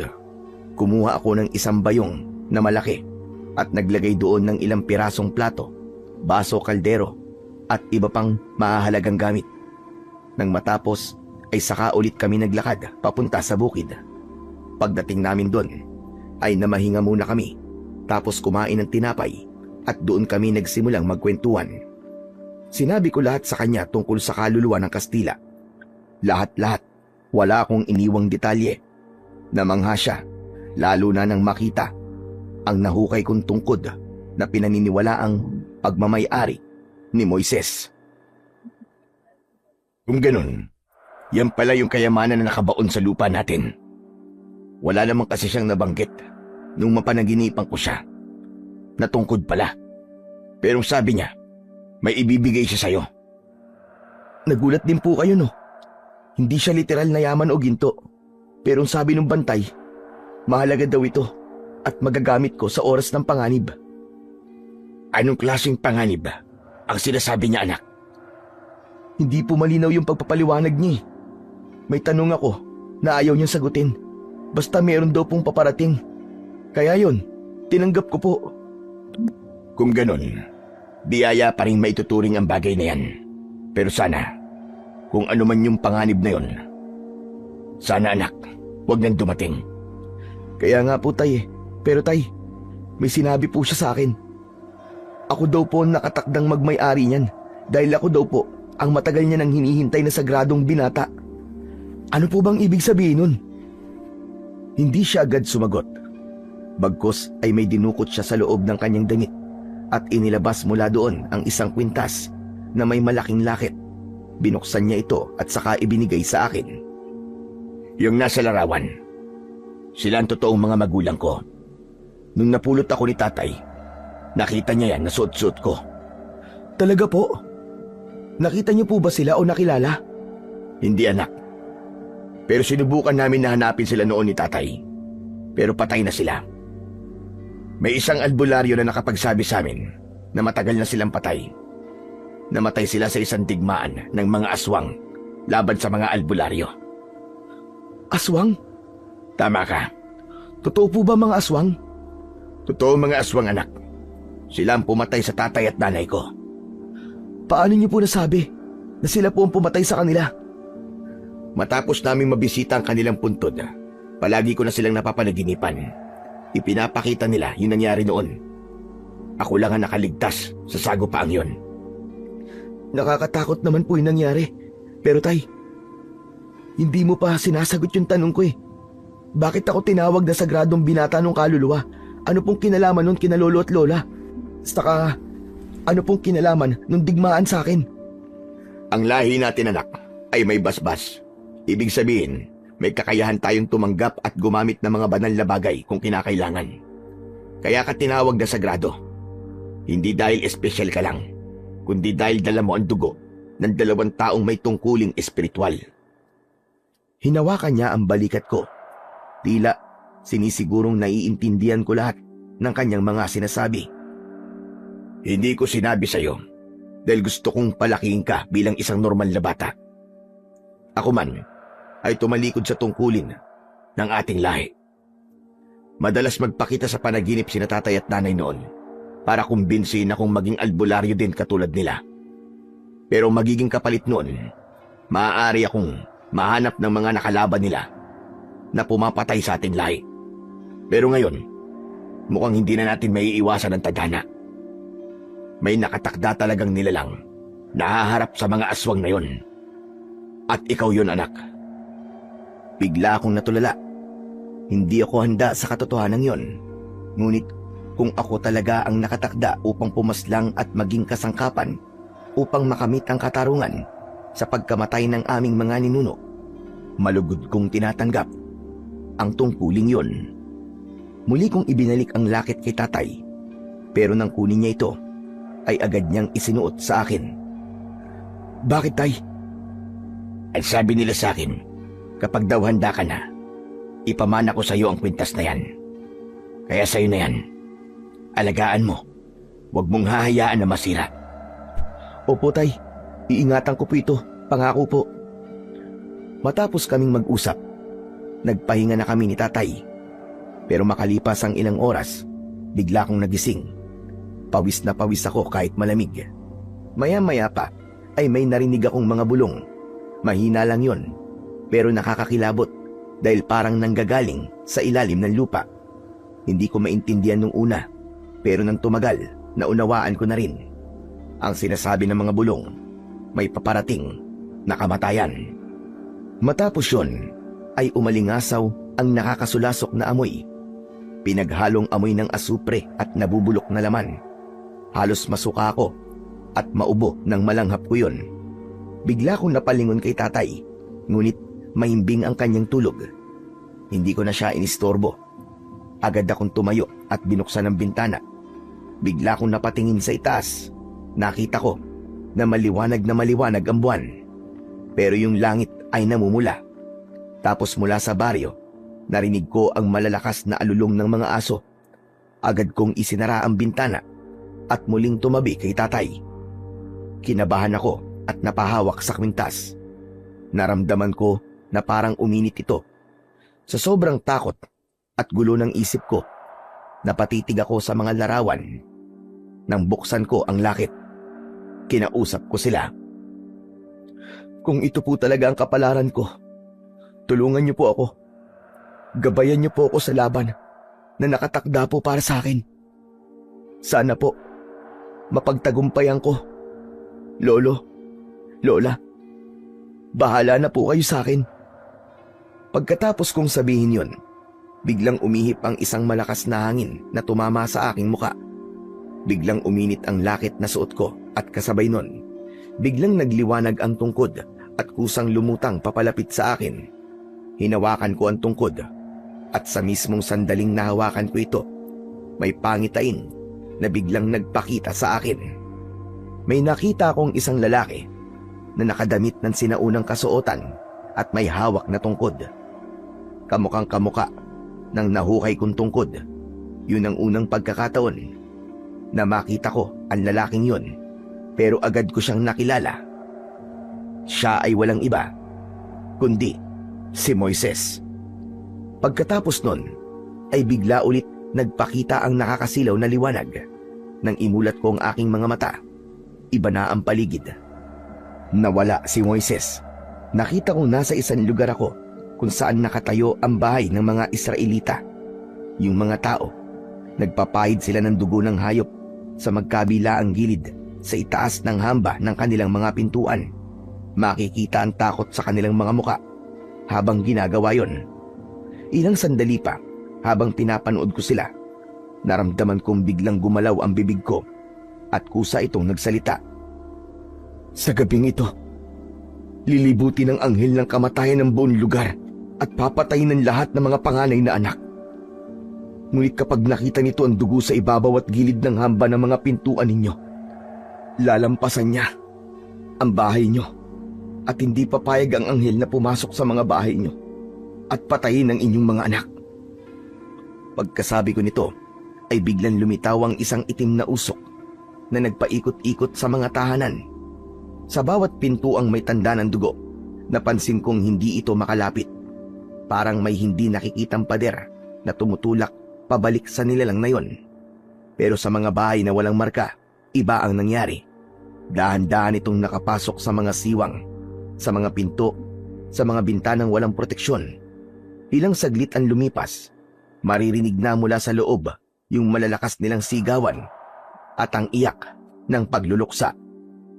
Muli, biglang lumiwanag ang hawak kong tungkod at sa muli kong pagmulat, nasa totoong mundo na ako.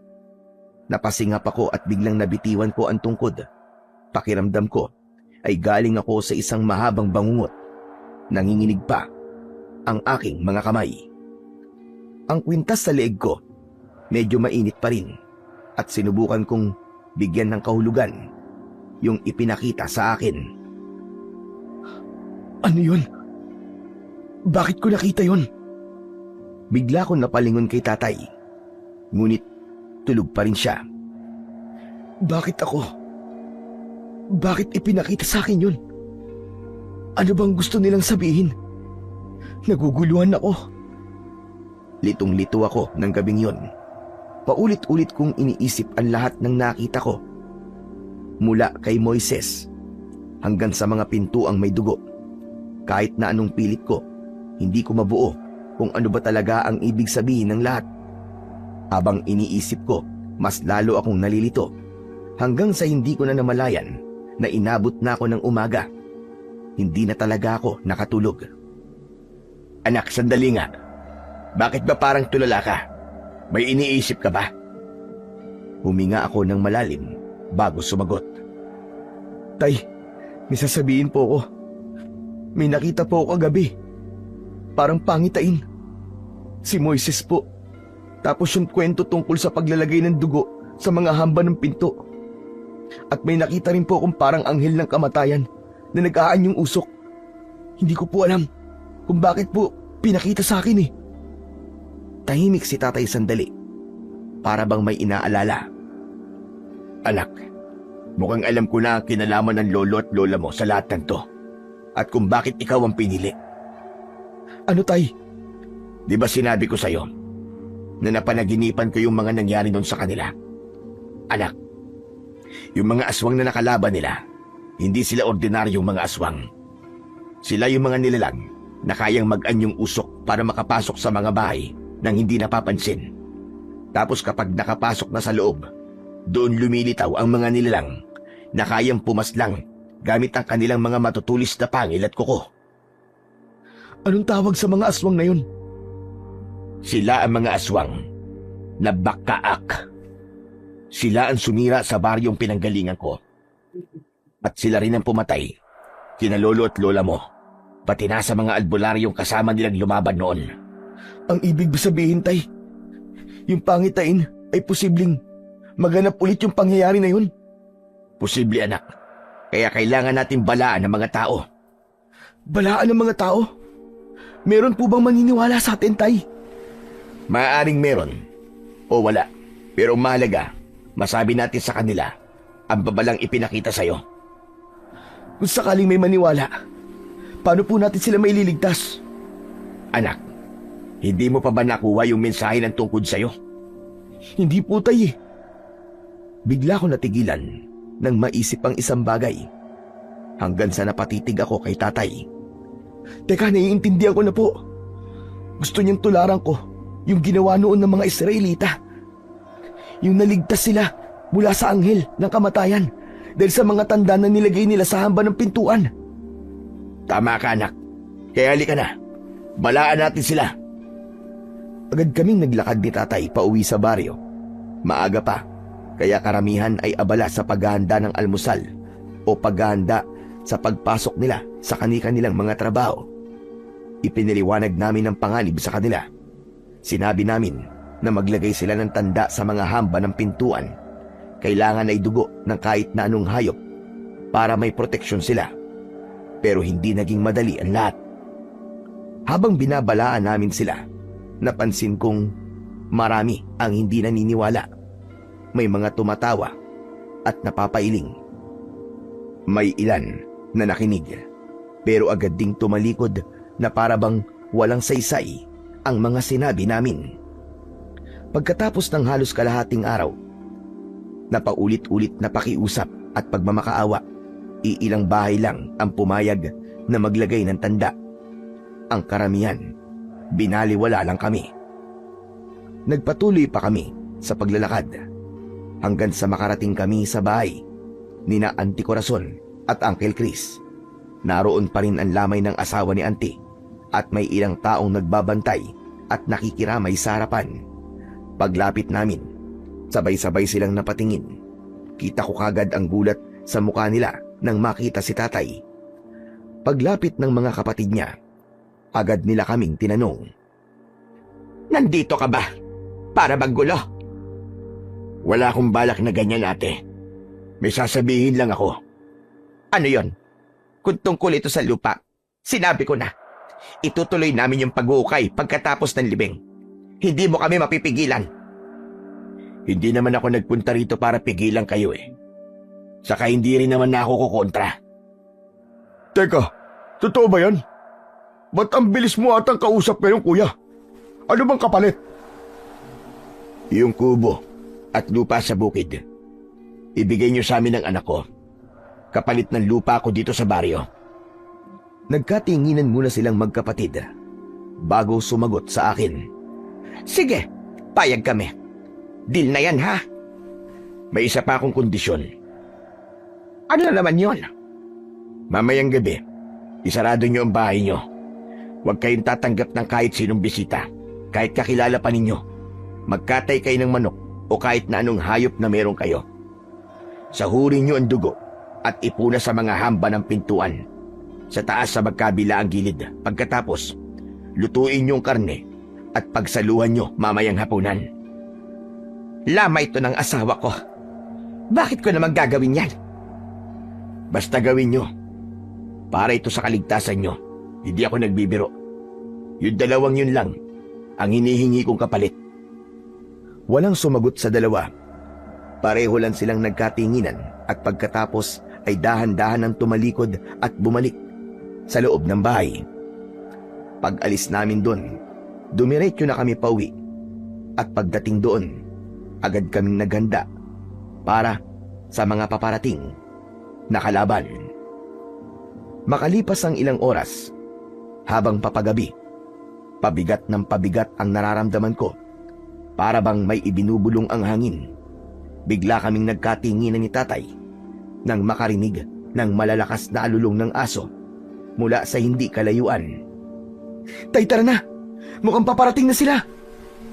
Kumpleto na ba mga gamit mo, anak? Yung kwintas nasa iyo na? Yung tungkod? Opo, tay. Nandito na po lahat. Mabuti naman kung ganon.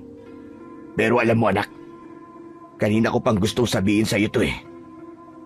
Paano kaya, anak, kung dito na lang tayo sa bahay? Huwag na tayong lumabas. Tay, hindi po pwede. Marami po mamamatay panigurado. Tulad po ng sinabi ng Kastila na yun. Ay, nako. Kung bakit ba naman kasi binalaan ha? Ayaw pang maniwala. Ang titigas ng ulo. Ayaw makinig. Kahit sabihin nating may paparating na panganib, wala silang pakialam na para bang mas gusto pa nilang mapahamak. Ganyan po talaga, tay. Hindi lahat maniniwala hanggat walang nasasaktan. Pero tay, kahit ganun, hindi natin sila pwedeng pabayaan. At gagawin ko po ang lahat para maipagtanggol sila at mailigtas sa mga masasamang nilalang. Tama ka, anak. Pinagmamalaki kita. Salamat po, tay. Pero sana po, matapos na po agad ang gabing ito nang walang masyadong dugong dumanak. Magaling ka, anak. Manalangin ka sa Panginoong Diyos upang matupad ang hiling mo na yan. Humingi ka ng gabay sa Kanya. Lakasan mo ang loob mo. Opo, tay. Salamat po talaga. Salamat po at nandiyan kayo para gabayan po ako. Matapos kaming mag-usap, ay inaya niya na akong lumabas ng bahay. Paglabas na paglabas, ay muli naming narinig ang malalakas na alulong ng mga aso. Bigla kaming napatingin sa lupa. May makapal na itim na usok na papunta sa baryo. Mabaho yun, para bang amoy ng nabubulok na bangkay. Anak, yan na sila, hindi ako maaaring magkamali. Ang mga aswang na bakaak. Hindi maaari ito, tay. Yung mga taga-baryo, kailangan po nila tayo. Bilisan po natin. Tumakbo kami ni tatay. At ang liwanag mula sa tungkod ang nagsilbi naming gabay sa dilim. Pakiramdam ko noon ay may humahabol sa aming makapal na usok. At kitang-kita ko kung paano ito dumikit sa mga bahay at puno. Pero hindi kami natabunan nito. Parang itinataboy ng liwanag ng tungkod ang mga anino. Kaya kahit medyo kinakabahan ako, tuloy pa rin kami. Ang ilaw na yon ang nagprotekta sa amin at nagbukas ng daan sa gitna ng nagdidilim na baryo. Ilang sandali ang lumipas, nasa baryo na kami. Yung mga itim na usok, pumapasok sila sa mga siwang ng mga pintuan at pagkatapos nun, maririnig sa mga kabahayan ang malalakas na sigawan at iyak ng pagluluksa. At sa gitna ng lahat ng yon, may isang malaki at makapal na usok ang bigla na lamang humarang sa amin. Pagkatapos, unti-unti itong nabuo. Nakayuko ito. Mahaba ang likod na para bang nakaarko. Ang balat niya ay kulay mapusyaw na kayumanggi, tapos may kung anong maliliit na bitak na may lumalabas na itim na likido. Mahahaba ang kanyang mga braso halos sumayad na sa lupa at ang mga daliri niya ay mahahabat payat na para bang patpat. Tapos sa dulo ay may matutulis na kuko. Wala itong bibig na normal. Ang panga niya, hati hanggang tenga, parang napunit at sa bawat paghinga niya ay lumalabas ang maiitim na usok. Yung mga mata niya, para bang nagliliyab na apoy na nakakulong sa loob ng bungo. Hindi ako nakagalaw, pero biglang uminit ang tungkod na hawak ko. Joshua anak, anong gagawin natin? Subukan mo kayang itaas ang tungkod mo. Hindi ko alam kung bakit sinunod ko ang tatay ko. Tapos, may biglang bumabang liwanag mula sa itaas para itong kidlat at tumama sa tungkod ko. Mabilis na kumalat ang puting apoy sa paligid ko. Hindi ito mainit pero mukhang nakakapaso para sa nilalang ng dilim. Ang mga bakaak na nasa paligid ay biglang umurong at umungol na para bang nasasaktan. Ngayon na Joshua, gamitin mo ng kapangyarihan ng tungkod. Sige na, bilisan mo anak! Pagkatapos sabihin yon ay natigilan ako. Sa loob ng utak ko, may boses na sumingit. Hindi akin, hindi rin kay tatay. Ang sabi niya, itulos ko sa lupa ang aking sandata. Agad kong itinaas ang tungkod. Tapos ay buong lakas kong itinusok ito sa lupa. At mula sa lugar kung saan nakatulos ito, may lumabas na liwanag. At pagkatapos, lahat ng mga aswang na nadadaanan nito ay natutunaw. Parang mismong lupa ang kumakain sa kanila. Biglang nagwala ang kaninang bakaak na nabuo sa aming harapan. Galit na galit ito, tumalon sa ere at sumugod papunta sa direksyon ko. Ay! Hindi ka niya maaabot anak! Hawakan mo lang ng maigpit ang tungkod mo! Nang makalapit ito sa amin, biglang nabuo ang isang bilog na liwanag. Paglapit niya sa amin, biglang nagliyab ang balat niya. Umiyak siya nang dahil sa labis na sakit. Muli, may narinig akong tinig sa loob ng aking utak. Itaas ko raw ang tungkod at itapat ito sa aking mga kalaban. Agad ko itong ginawa. Isang malakidlat na liwanag ang biglang lumitaw mula sa tungkod. Isang tuwid na liwanag na tumama diretso sa dibdib ng halimaw. At sa huling pagkakataon, sumigaw ito habang unti-unting nasusunog. Sa huli, walang natira sa kanya, kundi abo. Nang mapaslang na ang kanilang pinuno, biglang bumalik ang katahimikan sa baryo. Unti-unting lumiwanag ang paligid nang naglaho na ang mga natitirang itim na usok na kanina lang ay bumabalot sa buong lugar. Tay, tapos na. Nagtagumpay tayo. Tama ka anak. Natalo mo sila. Natalo mo ang kadiliman. Ilang sandali pa, unti-unti nang humina ang liwanag ng tungkod. Samantala, ang pangyayaring yon, marami ang namatay. Kasama na roon sina Anticora na hindi sinunod ang bilin na maglagay ng tanda sa mga pinto at bintana. Tahimik na nakatayo si Tatay Lando at si Uncle Chris sa tabi niya. Hawak nila ang malamig na kamay niya. Hindi sila nagsasalita pero kita ko ang lungkot sa kanilang mga muka. Ilang sandali pa, nagsilabasan mula sa kanilang mga bahay ang mga nakaligtas. Lalo na yung mga naniwala at sumunod sa mga sinabi ko. Nilapitan nila ako, umiiyak at nagpapasalamat. Hindi sila makapaniwala sa nangyari. Ako man, hindi ko rin lubos maisip na buhay pa kami matapos ang gabing yon. Salamat po, Panginoon. Salamat po sa paggabay sa akin. Salamat po sa pagpapaintulot mong magamit ko ang banal na bagay na ito laban sa kasamaan. Matapos kong mabanggit ang dasal, narinig kong nag-usap ang dalawa. Kuya, patawad. Bakit? Ano ang hinihingi mo ng tawad? Hindi kasi namin pinakinggan. Tapos pinagtawanan pa namin kayo. Akala namin nababaliw lang kayong mag-ama eh. Pero totoo pala mga sinasabi ninyo. Kung nakinig lang sana kami ni ate, sana buhay pa siya. Chris, wala kang kasalanan. Hindi kita sisisiin. Wala namang may gusto nang nangyari. Wala na tayong magagawa, kundi ang ipagdasal siya. Ang mahalaga, buhay ka. Ligtas tayo. Salamat kuya. Salamat sa inyong dalawa. Utang namin sa inyo ang aming mga buhay. Salamat din. Siya nga pala, simula ngayon, ayusin na natin ang pamilya natin, ha? Oo kuya. Salamat. Dahan-dahan silang nagyakap. Tahimik lang akong nakatayo sa tabi nila. Pinapanood ang sandaling yon. Napagtanto ko na kahit na maraming sigalot kaming napagdaanan, may pagkakataon pa rin para magsimula ng panibagong buhay.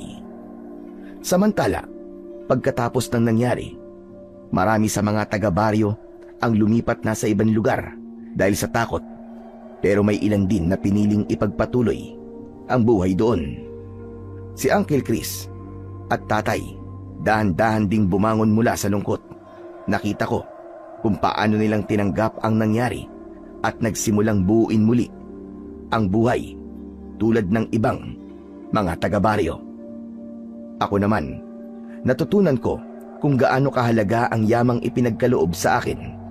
Isang uri ng kayamanan na nagbigay buhay sa marami at nagturo sa akin ng maraming bagay tungkol sa tapang, pananampalataya at pagmamahal sa pamilya. Habang lumilipas ang mga araw, unti-unti ring nagiging maayos ang baryo. Ang mga marka sa pintuan naging paalala ng gabay at proteksyon na hatid ng tungkod, at umaasa kaming hindi na muling babalik ang mga masasamang nilalang. Samantala isang gabi, habang tahimik ako sa bukid, narinig ko ang isang malakas at malinaw na boses. Inutusan ako nitong muli kong ibaon sa lupa ang tungkod. Agad ko naman yung sinunod, at nang matapos, sabi ng tinig, kapag daw may ibang magtatangkang hukayin ito, ay hindi nila makikita. Makukuha lang daw ito ng bagong tagapangalaga sa tamang oras at sa tamang pangangailangan. Matapos yun, tumingala ako sa langit at nagpasalamat. Dito na po natatapos ang aking kwento ng kababalagan. Ano po, ay may napulot po kayong aral sa kwentong ito at magkaroon pa kayo ng matinding pananampalataya sa ating Puong May Kapal.